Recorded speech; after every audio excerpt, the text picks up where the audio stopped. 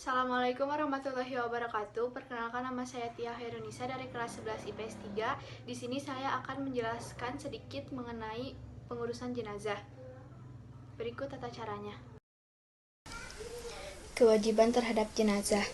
Ada beberapa hal yang harus disegerakan dalam pengurusan jenazah oleh keluarganya.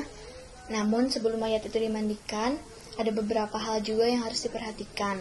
Yang pertama, pejamkanlah mata dan mohonkanlah ampun kepada Allah atas segala dosanya. Tutuplah seluruh badannya dengan kain sebagai penghormatan dan agar tidak kelihatan auratnya. Ditempatkan di tempat yang aman dari jangkauan binatang. Yang terakhir, bagi keluarga dan sahabat dekatnya tidak dilarang mencium si mayat. Lalu selanjutnya ada tata cara memandikan jenazah.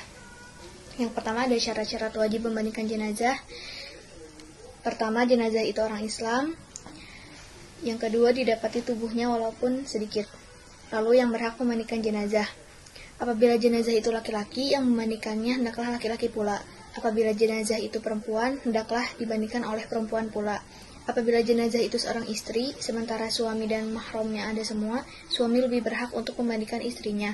Apabila jenazah itu seorang suami, sementara istri dan mahramnya ada semua, istri lebih berhak untuk memandikan suaminya. Kalau mayatnya anak laki-laki atau perempuan atau laki-laki dewasa boleh memandikannya. Lalu ada tata cara memandikan jenazah. Yang pertama, di tempat tertutup agar yang melihat orang-orang yang memandikan yang mengurusnya saja. Mayat diletakkan di tempat yang tinggi, dipakaikan kain basahan seperti sarung agar auratnya tidak terbuka. Mayat didudukkan dan disandarkan pada sesuatu. Setelah itu, hendaklah mengganti sarung tangan untuk membersihkan mulut dan gigi mayat, membersihkan semua kotoran dan najis, mewudukan, setelah itu membasuh seluruh badannya, dan yang terakhir disunahkan membasuh 3-5 kali. Selanjutnya ada tata cara mengafani jenazah. Yang pertama, kain kafan paling tidak 1 lapis, sebaiknya 3 lapis bagi mayat laki-laki dan 5 lapis bagi mayat perempuan. Setiap 1 lapis diantaranya merupakan kain basahan. Abu Salamah radhiyallahu anhu menceritakan bahwa ia pernah bertanya kepada Aisyah radhiyallahu anhu, berapa lapiskah kain kafan Rasulullah Shallallahu alaihi wasallam?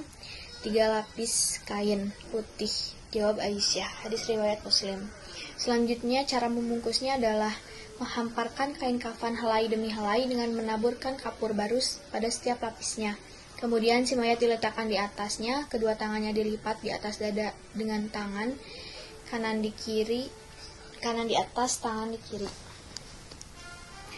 Mengafaninya pun tidak boleh asal-asalan. Apabila kalian mengafani mayat saudara kalian, kafanilah sebaik-baiknya. Lalu ada melayati jenazah. Jenazah diletakkan di depan jamaah.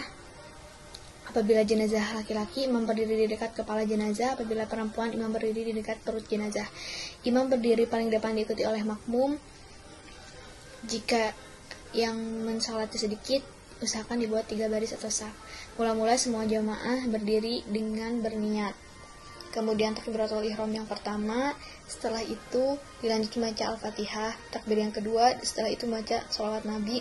Takbir ketiga, kemudian membaca doa untuk jenazah. Takbir keempat, dilanjutkan membaca doa. Dan yang terakhir, membaca salam sambil menoleh ke kanan dan ke kiri. Lalu tata cara mengubur jenazah. Rasulullah Shallallahu alaihi wasallam menganjurkan agar jenazah segera dikuburkan sesuai sabdanya, yang artinya dari Abu Hurairah radhiyallahu anhu bersabda, segerakanlah mengubur jenazah. Sebaiknya mengubur jenazah pada siang hari. Anjuran meluas lubang kubur. Rasulullah pernah mengantar jenazah sampai di kuburnya, lalu beliau duduk di tepi lubang kubur dan bersabda, luaskanlah pada bagian kepala dan luaskan juga pada bagian kakinya. Ada beberapa kurma bagian di surga. Hadis riwayat Ahmad dan Abu Dawud. Yang terakhir, boleh menguburkan 2-3 jenazah dalam satu liang kubur. Hal itu dilakukan sewaktu usai perang Uhud. Rasulullah bersabda, galilah dan dalamkanlah, baguskanlah dan masukkanlah 2-3 orang di dalam satu liang kubur. Dahulukanlah orang yang paling hafal Quran. Hadis riwayat Nasai dan Tirmizi dari Hisham bin Amir radhiyallahu anhu. Lalu ada takziah atau melayat. Ada adab ketika orang bertakziah. Yang pertama, menyampaikan doa untuk kebaikan dan ampunan terhadap orang yang meninggal. Hindarilah pembicaraan yang menambah sedih, hindari canda tawa apalagi sampai terbahak-bahak. Usahakan turut melayat dan turut mengantar ke pemakaman selesai, membuatkan makanan bagi keluarga yang ditimpa musibah. Yang terakhir ada ziarah kubur. Ziarah artinya berkunjung, kubur artinya kuburan. Ziarah kubur artinya berkunjung ke kuburan dengan niat mendoakan orang yang meninggal dan mengingat kematian. Apabila kita mau berziarah, sebaiknya perhatikan adab atau etika berziarah. Yang pertama, ketika mau berziarah, niatkan dengan ikhlas karena Allah, tunduk hati dan rasa diawasi oleh Allah.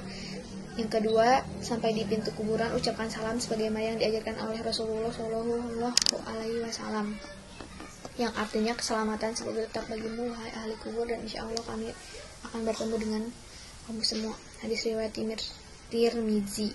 Yang ketiga, tidak banyak bicara mengenai urusan dunia di atas kuburan. Yang keempat, berdoa untuk ampunan dan kesejahteraan si mayat di alam barzah dan akhirat kelak. Dan yang terakhir, diusahakan tidak berjalan melangkahi kuburan atau menduduki nisan. Nah, itu dia beberapa penjelasan dari video yang saya buat. Sekian dari saya, mohon maaf apabila ada kesalahan. Terima kasih. Wassalamualaikum warahmatullahi wabarakatuh.